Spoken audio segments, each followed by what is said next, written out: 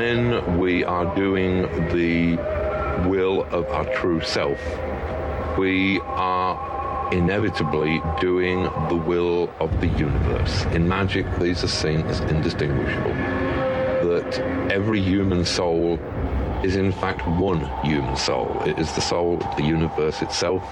And as long as you are doing the will of the universe, then it is impossible to do anything wrong.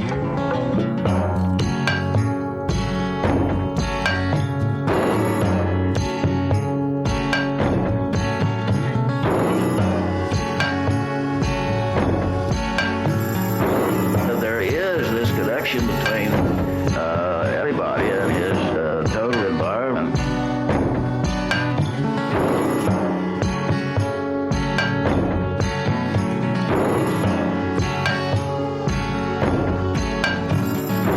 Every human soul is in fact one human soul. It is the soul of the universe itself. That scientists tell us that there's no meaning at all in everything we see out there. That's external reality which can have no relation to human consciousness.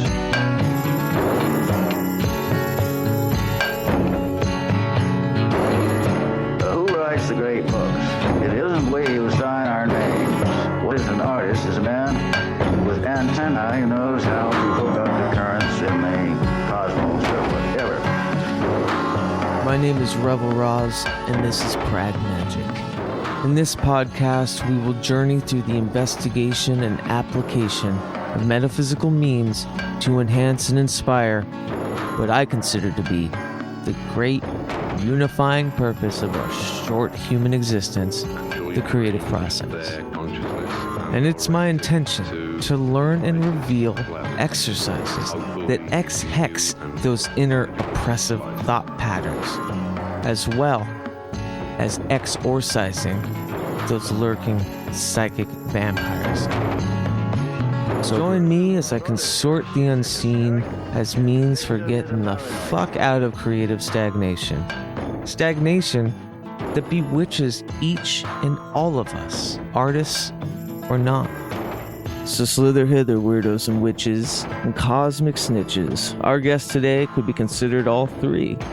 He's a writer, a magician, a mason, and a tarot diviner, amongst many things. His name is Erik L. Arneson, and fans of occult podcasts everywhere will know him to be the main host of the My Alchemical Bromance podcast. My fellow ordained reverend of the Universal Life Church just so happens to be my neighbor here in the Narrows of the Southeast Industrial District of Portland. Well, our fates collided, and his wisdom is unshakable as it is sobering. He knows his shit, and boy, does he take me to task on a couple of things. I wouldn't have had it any other way. For those of you listening through podcast applications, the following is edited down for time. But those of you who are listening through our Patreon at patreon.com/WeTheHollowed, you're listening to the full unedited hour 35 plus conversation. Haunt on.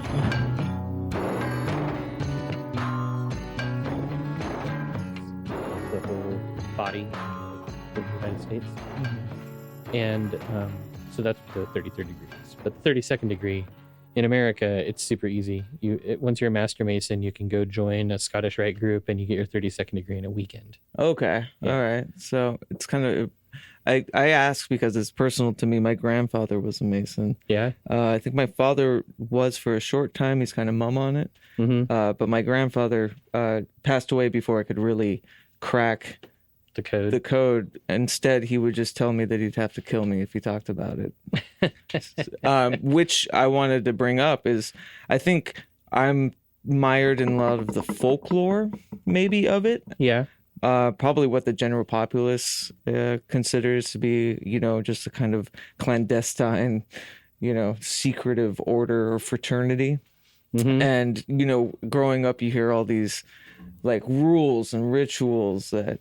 There are lots of rules and rituals. But some, that would be, let's say, hard feats for Well, I mean, okay, there's a little bit of a bubble that should be popped about fraternal orders in general, right? Yeah. So, like, first of all, the term secret society. Today in our culture, it has a much different meaning than it had even like 50 years ago, 60 years ago. I'd probably say the JFK speech probably turned that one on. Speech? We talked about like that there are clandestine organizations. I think he referred to them as secret societies that we needed to battle as Americans. Or what? Yeah, I never heard about this. Butchering the my summation of it, but yeah, I think to me that seems to be the cornerstone of all conspiratorial thinking about fraternity.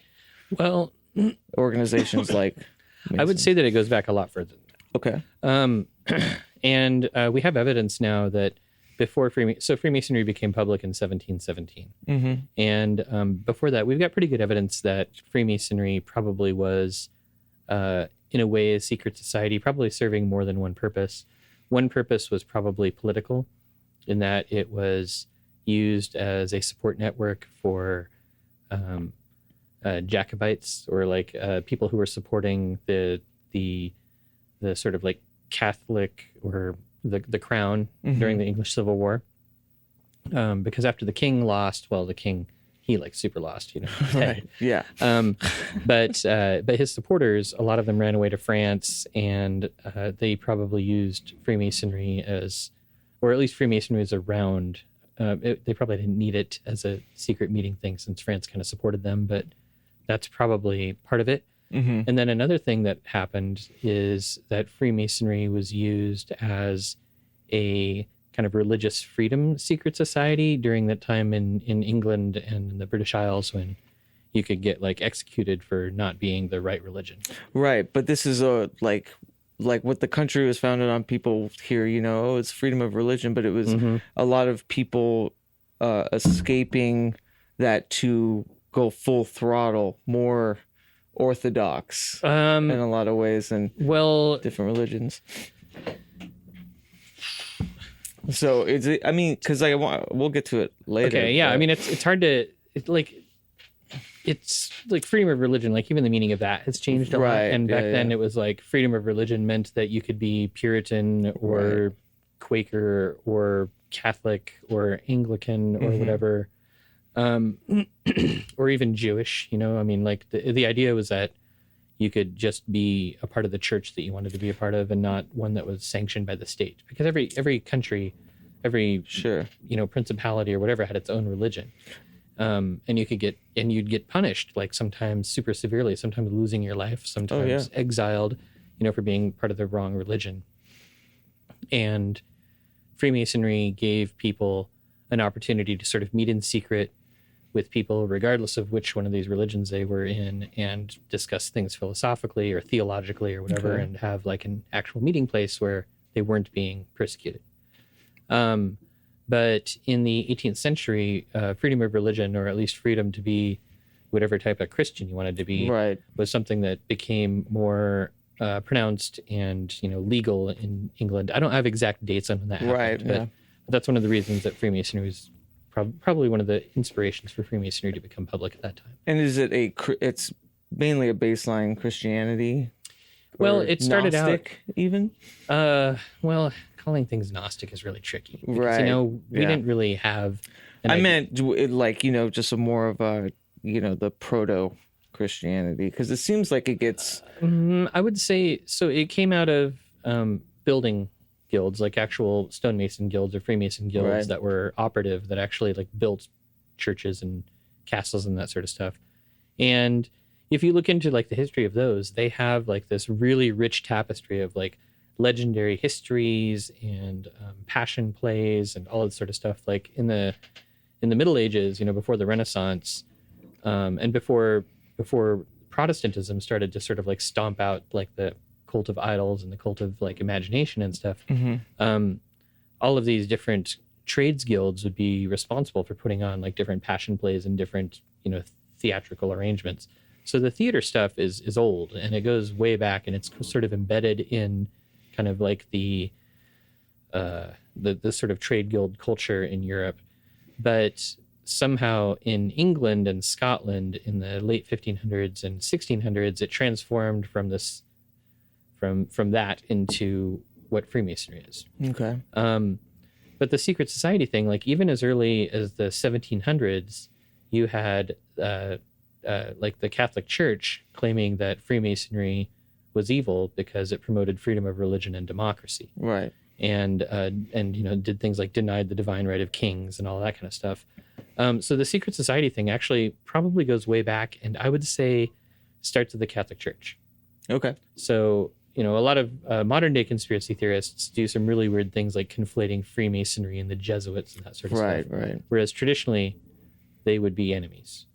And in fact, to this day, the Catholic Church doesn't really have a very fond view of Freemasonry and doesn't really, and usually is sort of like saying like, you know, our members can't be Masons.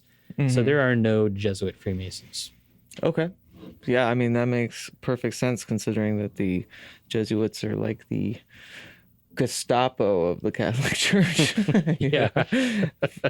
Not comparing the two in any other way than just being very militant. I should go back. The third appendant body that I wanted to mention earlier is the Shriners. Right, the Fezzes. Yeah, with the Fezzes. And I'm not a Shriner, so I can't really talk a whole lot about them, but they... Is there a lot of cross... Every Shriner is a third degree Freemason. Oh, okay. I did not know that. Yeah, you have to be a third degree. You have to be a Master Mason to join the Shrine. I see. Okay. And they again, like I said, I'm not a Shriner, so I can't speak like really definitively about them. But from what I've seen, they don't have a lot of like esoteric mystical content. Right. But what they are is sort of a social club that also supports like these massive charities. Probably the biggest one being like the children's hospitals that they run. So that's what my understanding of modern Masonry was that it was just a charitable like fraternity. Yeah. But you, with your background in magic specifically, like what led you to Masonry? Did the magic lead you there, or did it's like Hermeticism, Abramelin? You can't just throw words around. No, I mean, like, it sounds like it's all like cooking in there. Yeah, I mean, Abramelin is a really, really specific ritual, and I haven't seen any evidence of the Abramelin ritual in Freemasonry. Okay, so that's definitely not connected. But I was kind of drawn to Freemasonry for probably two reasons. First of all, I had a desire to be like sort of part of my community a little bit more. I would suspect, you know, now looking back, I would say that there was probably some part of me that was desiring like the initiatic experience, like the mark of like transforming from boy to man. Right. You know? And then the other thing was I was studying magic at the time. That was kind of right around the time when I was getting really serious. And in my studies, I was sort of like, oh, I think that the initiatic experience is important. I should go get initiated. And my explorations were leading me to things like the OTO. Where I was, there weren't a lot of options. I was down in Southern Oregon, and so I decided to petition the Ashland Lodge in Ashland, Oregon, and got initiated because of that. And I would say that, you know, I didn't see a big connection between magic and Freemasonry at first. Okay. That took some study and some exploration and sort of like, you know, I mean, Freemasonry. So like getting back to like the secret society thing, like our concept of secret societies now is super broken. Like we see them as these like dark, shadowy nefarious, organizations. Yeah. But if you go back to the early 1900s, you know, even up through probably like the 1940s or 1950s, you'll see the term secret society used for every fraternal organization. Right. So you would consider like the Elks and the Eagles and the Moose secret societies. You'd probably consider like Rotary a secret society. Secret society was kind of synonymous with fraternal order or with the fraternal organization. And the other thing that we seem to forget a lot when we're getting way into like how far the rabbit hole goes and how deep the conspiracy is how common it was for people to be members of these organizations. Right. So around 1900, the largest secret society in the United States was the Oddfellows, and they had probably half as many members as the Masons did. The Masons came second, but then like it was something like 40% of adult Americans were members of at least one secret society. I figured Everybody. it was also just a symptom of class too. Or It wasn't really, because No? Freemasonry is cross-class. Okay. So at least in the United States it is. So in the United States, like your typical Masonic lodge now is not going, it'll have almost no people of upper middle class or higher. It's going to be mostly working class people. Okay. And a lot of these fraternal orders were that way. But you have to remember that there was no easy entertainment, right? So entertainment was almost always hanging out with people in your town or in your neighborhood or in your city. You know, this was before television. And so fraternal orders, the secret societies, would host, you know, dances and banquets, and Right. feasts and public orations and lectures. And, you know, that was sort of, they were the social hub. When you were talking about the passion plays, I can see that kind of being the genesis of like the theatricality of the ceremony and the Oh, yeah. and the ritual and Yeah, for sure. is that more these days, is that more mired in like aestheticism, or is that I don't know. What do you mean by aesthetics? like, is it more like a traditional, does it have less to do with kind of the metaphysical means of? It really, really depends on the lodge and Yeah. the group of people you're working with. So that's the other thing, is every lodge is its own thing. So different lodges have different focuses. So some lodges are very, very focused on community service, and they basically are doing things like you know, soup kitchens or charities or supporting public schools or things like that. Other lodges will be focused on, you know, sort of like research and history. So for instance, in Portland, we have the, what do they call it? Oregon Lodge of Research. That's not the name. What is it called? Research Lodge number, no, I don't remember that. Anyhow, it's the Oregon Lodge of Research. It's number 198. You can look it up on the internet and see. But then you've got lodges like mine, Esoterica 227, which is focused more on like the philosophical and esoteric parts of Freemasonry. Right. So lodges tend to be really different, and even, you know, across the United States, you know, if you go to, you know, like every state has its own grand lodges. So they're all, each state usually has one or two grand lodges, and they're totally sovereign. They aren't really beholden to anybody else. I was going to ask, is there like an overarching? There is for Scottish Rite, Okay. but there is not for Blue Lodge Masonry. So Blue Lodge Masonry, like every state, is its own thing. There are many, many different branches. So, you know, for instance, like, and there are also many different rituals. So like Oregon has a different ritual than Washington, and different ritual than California. Like, you know, they're similar, but they're not the same. Now, is that due just to, you know, the growth of those different cultures, like where they're located? Kind of. Because it's So they're like meandering away from. yeah. So, I mean, if you go back far enough, no two lodges had the same ritual. Okay. So they might have had like passwords and handshakes that were the same. Like, so the methods of recognition, so that one Mason can prove that he's a Mason to another lodge, might have been the same. But aside from that, their rituals would have been particular to each lodge, with similarities, but mostly very particular to each lodge. Yeah, I suppose I always assumed that there was like this like a guide, you know, like an overarching. No, because it was all oral tradition. Right? Okay, It was all very oral cool. tradition until the Yeah. 1800s. So in the 1800s, we started writing ritual down. There's a pretty good book that sort of explores like the history of Masonic ritual. And there were a couple of really big pushes in the 1800s to standardize Masonic ritual in the United States. So for instance, if you're intimately familiar with like the Oregon ritual and you go to Washington, it'll be very familiar, even though you don't necessarily know every single word. It'll be Okay. you'll still like There's still recognize it. coded language. Yeah, there's connects definitely them coded all. language, and there's definitely like phraseology and, you know, various like archaic terms and things that get used over and over, or stuff like that. And this is like, yeah, transcontinental. Like this. Nope. No. No, it totally, it's different in every country. I mean the coded language. Like no, even that. Like Okay. there might be some phrases or names or Cool. words or things like that are the same, but no, it varies a lot. Like, you know, Yeah. you know, the in American Freemasonry in the United States, the Blue Lodge degrees all center on what we call the Hiramic legend, which is the legend of the building of King Solomon's temple and the architect that built it and all that kind of stuff. And in other countries, you might not have that at all. To me, that seems like a good basis for the magical aspects, is the Solomonic. Yeah, that's something that I have only just really started thinking about a whole lot. But if you want to segue into magic a little bit, so I've been absolutely. I've been recently sort of like researching and working with the Greek magical papyri, which is probably like the oldest collection of magical texts that we have in the Western world. I think I heard your interview. They just translated it. It's been translated for a while, but it's the sort of thing where we weren't really paying a whole lot of attention to it much, and now a lot of magicians and occultists are starting to pay attention to the Greek magical papyri.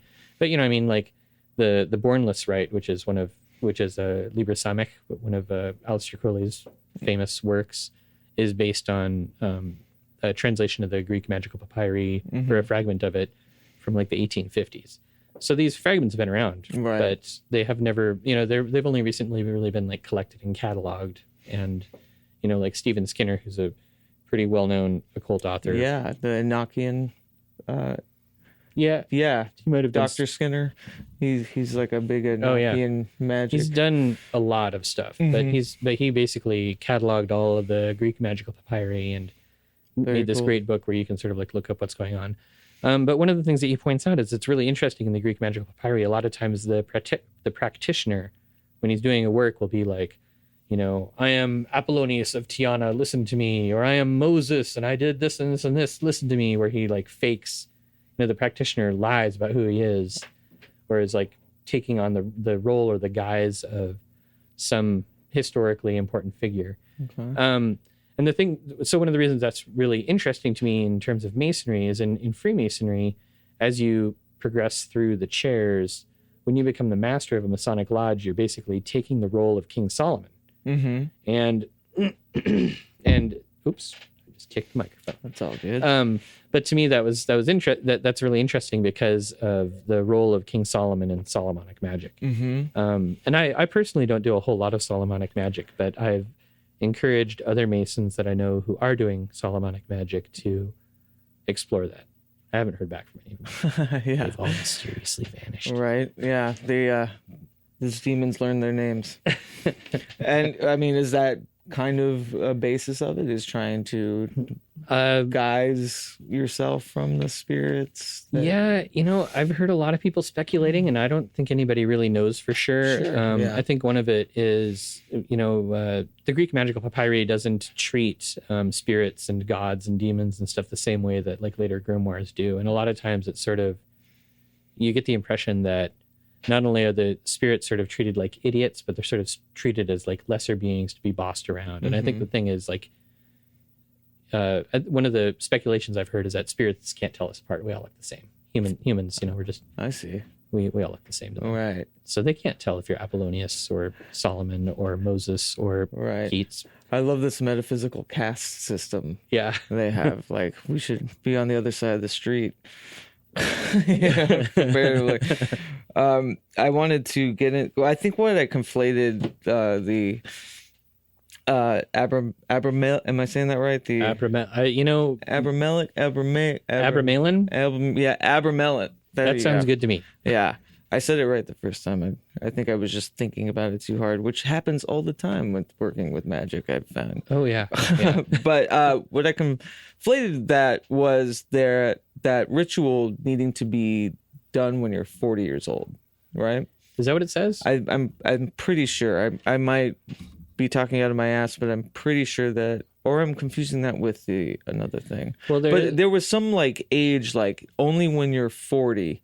Oh, you might be thinking of there is a late tradition in Kabbalah, in Jewish Kabbalah, that you shouldn't start studying Kabbalah until you're over 40 years old. Right, and that could be part of it. I thought it was something else too, but this is the common thread that I see. Yeah, especially honestly, as someone on the early side of 30 that's really digging deep into this. There is this kind of I don't know, reward almost about Getting old. Well, just getting to a point, like finding that, degree of which now I know myself, and 40 seems to be throughout a lot of, devotions to be the age where like, okay, you can become a magician now. Yeah. I mean, I started, my first introduction to magic was when I was a kid, but I'm not sure. My understanding, like in Kabbalah, where they've got the 40-year-old requirement, my understanding is that sort of came about pretty late, and primarily because of the rash of fake prophets, the people claiming to be the Messiah that happened, such as Jakob Frank. 33. And primarily Sabbatai Tzvi, who was a total freak show. Go on. My apologies if there are any Sabbatans out in the audience. I don't mean to insult your religion. Oh, I don't think there's anybody in the audience yet. Podcasts last forever, I know. Right? But Sabbatai Tzvi, I'm not going to be able to remember his whole story really accurately, but he rose to prominence, I think, when he was in his 20s or maybe 30s. He claimed to be the Messiah. He got this huge following. He got like a bunch of his followers to... He ended up like apostatizing. So he converted, I think, from Judaism to Christianity, and then like from Christianity to Islam. And then like the whole time he'd always be telling his followers like, I'm just faking it. I'm really, I'm Jewish at home. But he was such a mess, and he made such a bad name for Kabbalah and all that kind of stuff, that I think that it was after that they really started being like, you should be older before we teach you this weird shit. Not to mention just the discrepancy in those devotions, having to play back and forth. I was raised Catholic for the first half of my childhood and then Jewish for the second half. And even just that, it wasn't too major, but I can imagine it being maddening if you're trying to be the Messiah of either at any time. Yeah, I think he also was, I think a lot of times it was sort of like under pain of death or imprisonment or something, where he'd get like captured by... Right. If I remember correctly, his Islamic stint was somewhere in the Middle East, where he got like in bad trouble with like a local Islamic king who was like, you convert and you make your followers convert, as you do, or we're just gonna kill y'all because you guys are jerks. Because homie don't got time for that. Yeah. But yeah, I think when embarking on this, I'm always trying to rectify my chaos magic upbringing. I feel once you start getting serious, there's a lot of bad habits. There are. As a chaos magician, naturally though, I'm absolutely grateful for it, especially in regards to art and kind of absolutely. I think that in the artistic sense, but like these there's just incessant need or like subconscious need to just burn everything down and make it my own. It's gonna be a tough road. Hey, have you thought of declaring yourself the Messiah? Maybe getting your followers to... So you don't listen to the podcast? I listened to an episode. I'm just kidding. Start off every episode. This is the Messiah. No, it's got to be a cooler slogan than "This is the Messiah." I think it was you that told me once when we first met. By the way, fancy that we both ended up living in the same neighborhood.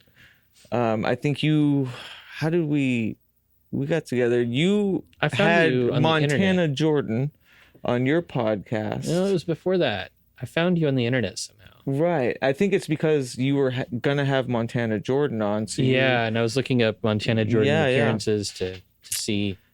Yeah, and but when we first met, we met at our local watering hole. Yeah, that's a nice way to say it. But you told me once, because I've been struggling a lot too. I mean, just as an artist, and let alone someone with any kind of metaphysical, curiosity Mm-hmm. on how to apply certain things to kind of sustain financially or otherwise, you know? Oh yeah. And a lot of it comes from just my sheer disinterest in self-promotion or marketing. And I mean, I totally had. And then we were talking and you brought up a good point, and this was completely solidified by my other good friend, Jimbo Kennedy, who had been on the podcast too, who's also kind of in the same game, that modern magicians are marketers. Or like, or some form of, you know, kind of, because we create images, we manipulate using images. Like it's that the same. Flipped me on my head. Then it became a game to me again, or not a game, but it became a serious, you know, avenue. Yeah. So it's sort of like, you know, I mean, you were talking about using chaos magic for art.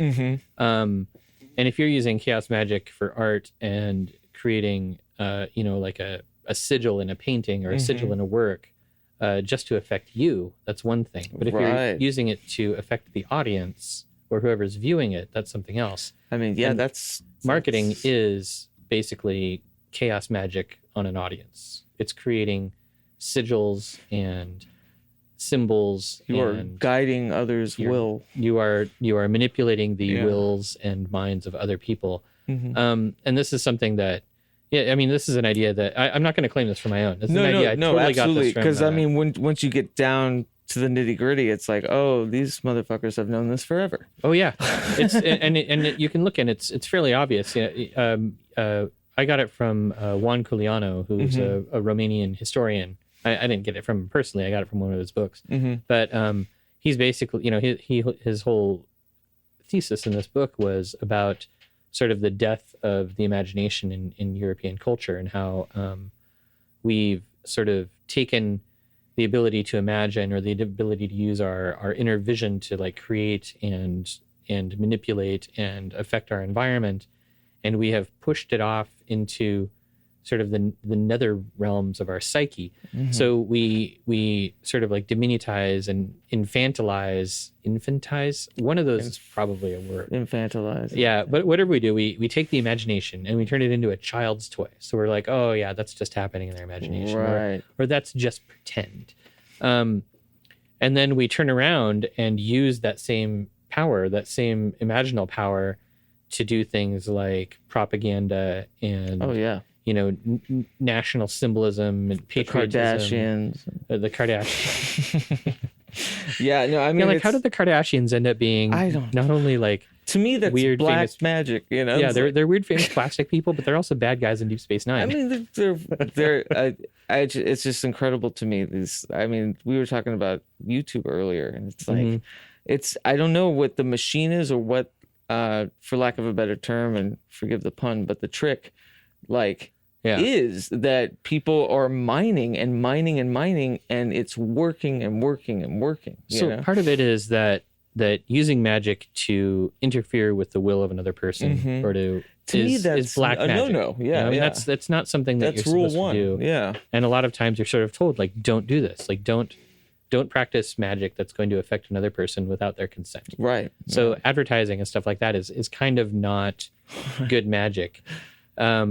Just essentially, yeah. But it's also something that you can't help but do, right? So, right. I mean, like I said, yeah. Just as an artist, I mean, this just finished. This my record came out today, and now I'm in the process of, you know, figuring out the different facets of, you know, when to post an Instagram about it, or what, you know what I mean? Like all these weird little machinations one must go to help sell something. And honestly, like, if you are doing like free social media stuff, then the answer is you post all the time, and you basically whore yourself out. Right. And you basically are like, hey, you've got, you know, 10,000 followers. I'll give you my music for free if you post about it, or something like that. Right. You just have to.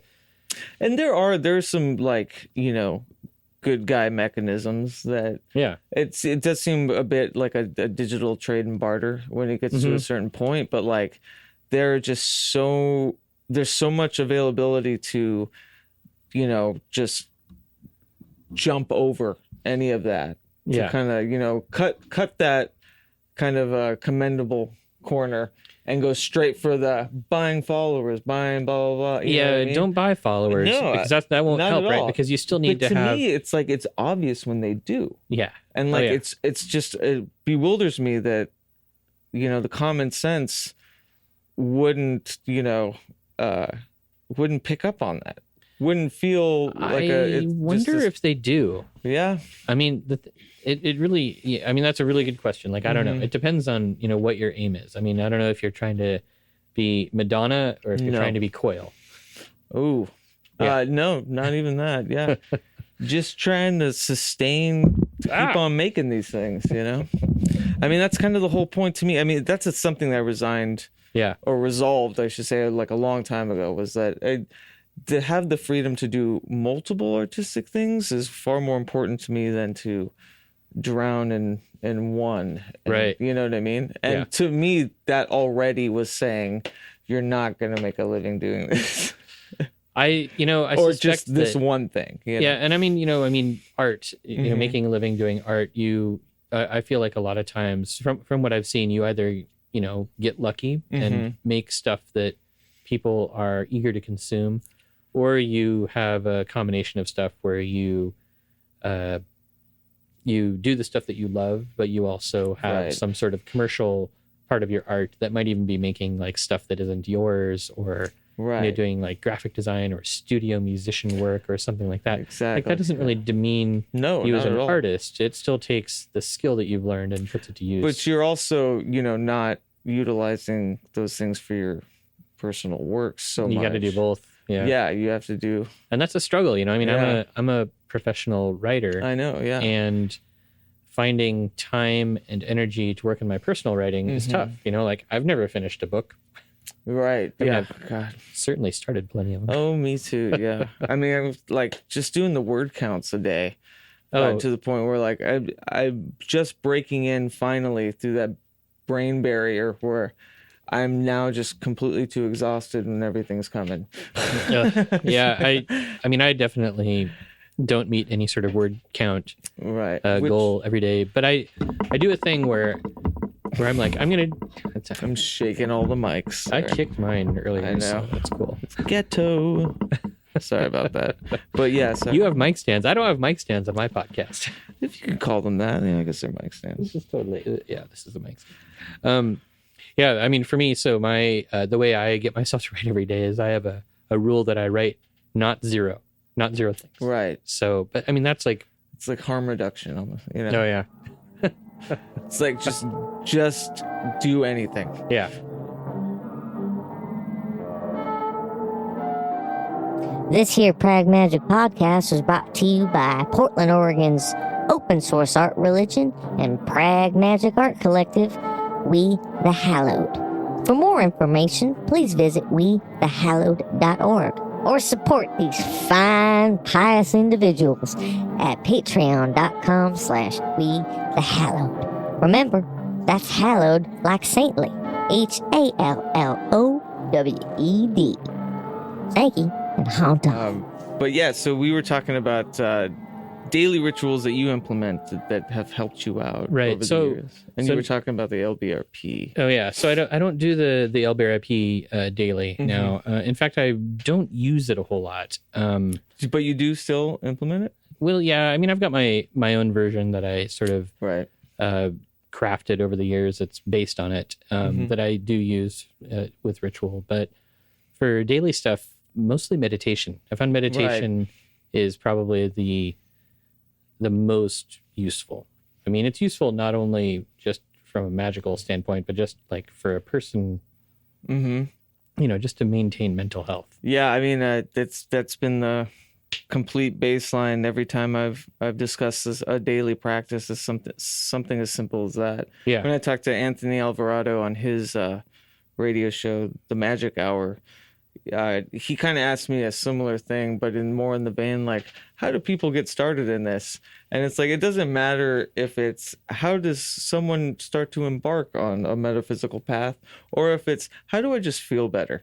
It's meditation. You can't even I feel like if you don't have a meditation practice or some sort of skill in meditation, you can't do you're not going to do magic. Do you ever So another thing that scares me about a lot of modern magic, I see it being utilized a lot in desperation. And I feel like that's not just modern. Right. I think that a lot of it is desperation. It is desperate. Okay. And yeah, totally. Because, one of the things you learn is that, there's always like that sort of path of least resistance. If you need $500, you're going to have an easier time, selling something to get $500 than you are, summoning $500 from the ether or whatever. Right. So yeah, I mean, I think From a lot of Abraxas, times, it does sort of come from desperation. Okay. Because, otherwise, if you don't need $500, why would you even feel like I'm going to do a ritual to get $500? But to me, that's a lot of conforming your subconscious to make sure that happens, rather than like the full process of communing with something. Yeah. And maybe desperation is not the right word. I feel like it gets in. I notice a lot, instead of like preemptively or like how do I put it, like disciplining yourself, where if you were practicing these things daily, that would more than help, instead of when shit hits the fan, and then you go consult the Lesser Key of Solomon. And I would say that probably both are important. Now, do you find that there's like there would be a negative connotation to that? No, I don't think so. I think one of the problems is magic might not work. Right. So right. That's the thing. And the thing is, like, you can't just sort of like, if you want, if we're going to go back to the $500 example, like if you want $500, you don't just like make some ritual to get $500 and then just sit back and wait. Right. And then get bummed when it doesn't happen. Yeah. You still got to work. There's it's not like, magic helps those who help themselves. I suppose is probably a better way to put it. And I guess in a way, and I've heard this a lot too from friends, in these in the practice and doing the great work, I'll say that kind of think that helps weed out the lesser interested parties. It's almost like, oh yeah, no, let them think that that's what it's for only, or I mean, so like broadly, you can break magic into two categories. You've got theurgy and thaumaturgy, where theurgy is the side of magic that's interested in self-development and connection with like a divine source, and like purification of the soul or repairing of the world or that sort of thing. And thaumaturgy is more doing like practical magic or talismans or things that are meant to directly help you in the physical world. So a magician probably should be somewhat practiced in both of those, but it depends on the practitioner. Some practitioners are going to be more focused on one than the other. I personally am more on the theurgic side of things, so I don't do a lot of like the practical sort of stuff, but I do from time to time. And sometimes it's, out of desperation. Sometimes it's more out of just needing to keep in practice. Covering your bases. Yeah. And sometimes it'll be, based on whatever system I'm working on. Like currently I'm doing a lot of what they call probably like astrological magic or image magic that's based on like the Picatrix and stuff like that. And with that sort of system, a lot of ritual has to be appropriately timed. And it's very calculated. Yeah. And so sometimes I will notice a particular good time for something coming up, and I'll be like, oh, I should craft a ritual based on that. So that's definitely something that I've done. Finding an equation. Yeah, absolutely. And even then, sometimes you can do it for thaumaturgical reasons. So, for instance, Venus was exalted earlier this year, We just saw her too, right? She's up, still there. She's up right now. Mm-hmm. But every planet has a particular spot in the sky where it's considered exalted, which is probably like its second most powerful position in the sky. And so when I noticed that was coming up, I was like, oh, I should make, and so I checked the charts and all that kind of stuff. So I crafted a ritual around Venus, not out of any sort of desperation, but just sort of like a offering, or kind of an offering. I'm on your side, don't hurt me. Yeah, that sort of thing. Totally. So yeah, I mean, like it really depends. Like sometimes you do it out of desperation and sometimes you don't. I've done chaos magic stuff that has just been intended to be like, to help things along, and I've done, rituals that have been to create talismans that all they do is get me closer in touch with certain influences or elements in the universe or whatever. And it really just kind of depends. I don't think that desperation necessarily negates it, but I think a lot of times you still, it's good to be ready. Right. It's like anything. You don't just pick up a guitar and play it. Right. You gotta do your chords, and your scales. Well, chaos magic, punk rock. But maybe you're just a garage rock guitar enthusiast. Well, I mean, you're playing somewhat of a devil's advocate, but I was just telling you outside about my eclipse ritual, which was in desperation. It was probably the biggest thing I've ever done. Man, did it work. But that I always kind of felt a gnawing of a little bit of guilt, like maybe I'm taking advantage of the systems because of the intent, or I'm obviously overthinking it all the time. Because the intentions were good. It was, there is this like this weird appeasement I have to feel for the unknown forces, and it's not a scare or a paranoia. It's more of like, I just want to make sure I'm being respectful, because you never know what All right, well, there is something that you can do about that. There's a couple things. So first of all, you can do divination before you do your ritual to check it. Is this a good idea? Should I be doing this? That sort of thing. And you can use like tarot cards or pendulums or something like that. And the other thing to do is to make sure that you make offerings or supplications to deity or something of that nature. That's why so much magic involves prayer, offerings and prayer. Absolutely. Gratitude to me is the cornerstone. And I think gratitude, gratitude is very important. And I guess typically when I craft a ritual, it will include offerings or supplications of some sort, just because you don't want to be a bull in a china shop. No. And you also, like I said, you just don't want to disrespect things that you are obviously giving credence to the possibility of being. Right. It's not just oh, it's cool, I'm just conforming my subconscious to help me figure things out. It's like, well, no, come on, you're doing this because there's a big possibility that there are some outside forces that are probably hopefully on your side. Hopefully. I mean,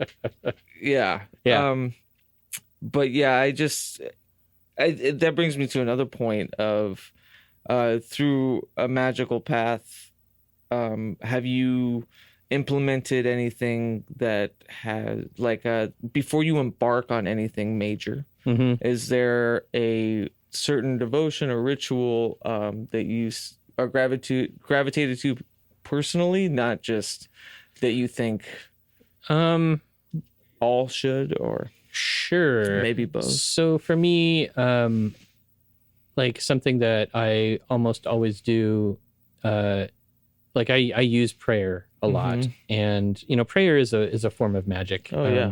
We really like to differentiate them in our post-pagan world, so prayer is sort of associated with like, oh, this is good and godly and blah blah blah blah blah.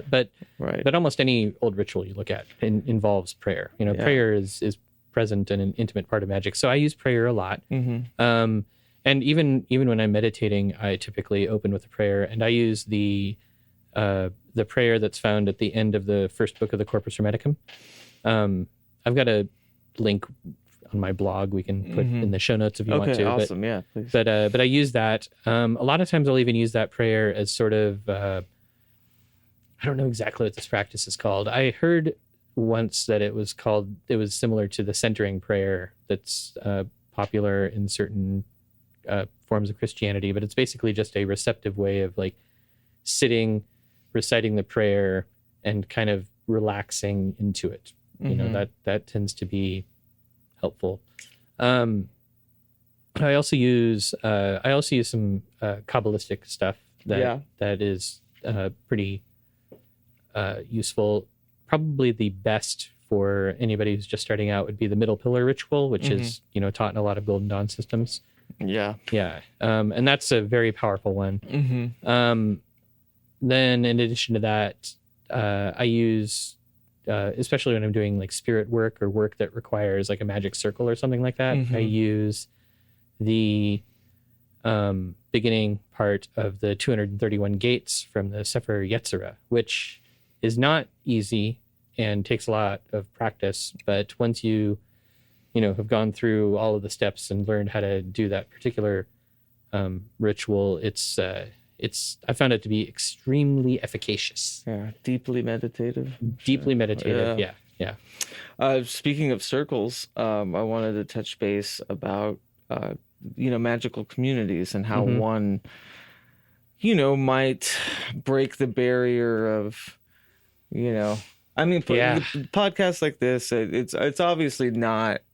It's obviously kind of in vogue these days. So it's not. It's been in vogue for a long time. But finding and deciding the right one community, because like within the Masons, you guys all have your own separate. Yeah. You bring a lot of different things together. You do, which is great, and you're not subscribing to one or conforming to one ideology. It's right. So aside from Masons, like what would another kind of organization be easy to find aside from probably online forums? And the easiest organization to find is probably the OTO. And they're not strictly a magical organization, but you're going to find a lot of magical oriented or occult oriented people. I thought they OTO. were strictly.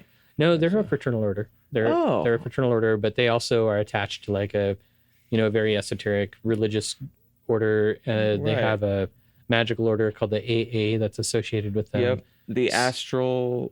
I've heard that the Astro Argentum, I think, is like the name that is thrown around a lot, but I've heard that that's not real. Oh, is that another Crowley middle finger? Yeah, maybe. Yeah. Well, because it's amazing how many middle fingers Crowley had. Yeah. It's amazing. Never mind. I was going to go dirty with that, but I feel. But in the modern world, so aside from the OTO, like finding a magical order, because there is an era of needing to be clandestine.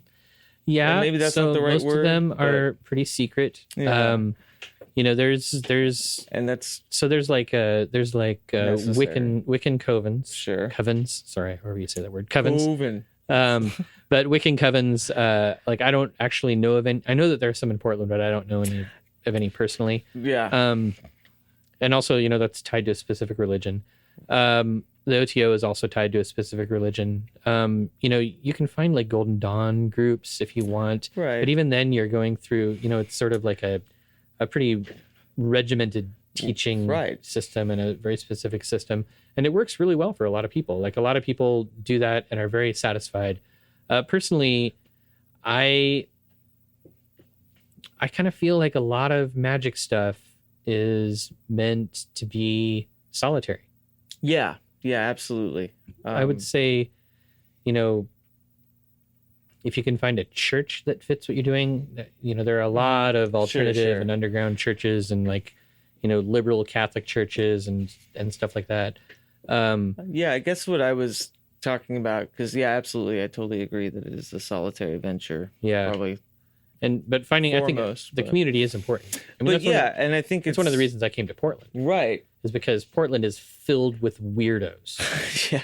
I mean, it's a cliche for a reason. Yeah. And I love that, right? Like you can find people doing all sorts of stuff in Portland. But yeah, I mean, we up the street here have the Sekhmet temple, which is maybe I think it is an OTO chapter. That's an OTO. Yeah, I gave a lecture there once. Oh, nice. Yeah, I did a tarot thing there. But again, when you find these things, it is kind of mired in a certain. It's always structure. if you're going to join a group, it's going to be centered around a particular paradigm or a particular practice, and which is why you dispelling that my initial assumption of the Masons as kind of not being that at all. I would have, or you know what I mean, not as much as I think most I wouldn't really label Freemasonry as a magical or occult group. Okay. I mean, again, it depends on the lodge. And so like my lodge, Esoterica Lodge, I wouldn't necessarily label them as a magical or occult group, but it attracts a lot of those sorts of people. Right. So a lot of the members of my lodge are parts of, are practitioners of different, magical systems or members of different orders or religious groups or things like that are non-traditional or sometimes very esoteric or part of the Western mystery tradition. One group that I think is pretty interesting and fairly well represented in Portland is the Apostolic Johannite Church. And they are I'm gonna write that down. It's a branch of esoteric Christianity, right? And they're pretty cool. There's a couple. There's a good handful of them here. Apostolic what? Johannite, like JOHANNITE. Gotcha. Yeah. And they're a pretty good group. I think that they're worth checking out and worth exploring if Christianity doesn't rub you the wrong way. Well, I mean, God, I mean it. It did just as especially just being raised a little shit-kicking punk rocker, somewhat. But I mean, it's just that it's an authoritarianism thing. Yeah, there's not a lot of authoritarianism there. Right. So, but what I'm finding too is through all the practices, how much of it really is mired in, the Christian, Christianity has been the dominant paradigm in our culture for, 1,500 years. So it's made its way into everything. And I think that, that's something that, I'm not Christian. And, just even like becoming a Mason and working through Freemasonry, having to come to terms with that because I grew up in rural Oregon, right? And being not Christian in rural Oregon is an unpleasant experience. I know. So having to overcome like this the amount of hostility and crap that was thrown my way by so-called Christians while I was growing up was a hurdle. I mean, that's something absolutely. You have to why would you ever? Consider being a part of that. Yeah. So you have to kind of like understand the difference between individuals, the people, and the system itself. So, I don't know. It really gave me a runaround because it's the same where I grew up in the, the barrios of the Southwest with Catholicism. And recently I'm about to out myself here, but been working with Santa Muerte. Oh, nice. And not so much recently. I guess it's been almost a year now. Fantastic partner. Very, very excited about her. But she opened me up into this different facet of the kind of neglected or unrecognized, Catholics, because she's not a recognized saint. Yeah. But, she is, for all intents and purposes, a part of that whole, universe. And it just kind of opened up my eyes that it's not so dogmatic when you get down to the nitty gritty. It really is just kind of church.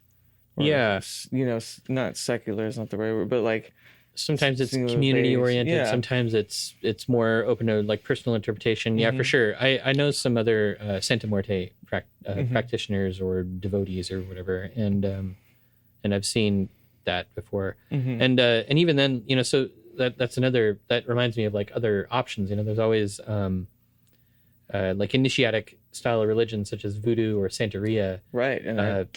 And then, but for me, I really don't like anybody telling me what to believe or do, or I rebel against dogma pretty strongly. And right. So for me, I guess I just enjoy collecting interesting friends and spending time around them, and sometimes, collaborating on ritual work or collaborating on stuff.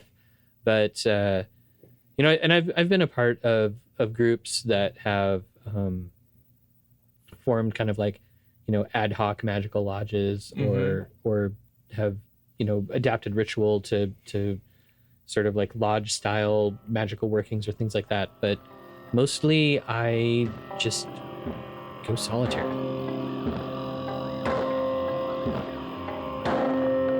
I want to thank again my guest, Erik L. Arneson. Hope to be talking with him a bunch, especially through this medium of podcasting. Please listen to my alchemical bromance wherever podcasts are listened to. You can also follow him on Twitter, of which he is very skilled at using, at Arnemancy. That's ARNEMANCY. And his blog of the same name, arnemancy.com. Thanks for everyone for hanging out during the silent month of June on this front. I utilized that month to complete a major personal artistic project in the form of my 10th musical release of original songs as Dakota Slim. It's called Cactus Crown, and it's my testament to love and magic. And you can find it anywhere streamable, where music is streamable. But personally, I would purchase it through Bandcamp at dakotaslim.bandcamp.com, where you'll receive all the art, the lyrics, liner notes, and in high quality audio, as it's meant to be listened in headphones. Absolutely. You should consider subscribing to our Patreon at patreon.com/wethehallowed. There you'll find full unedited interviews like this one with Erik, records like the Dakota Slim record, and others such as zines, audio sigils, what have you. I'll leave you now with a shameless plug from the new Dakota Slim record, Cactus Crown, which is called The Calico Ghost. So, haunt on. I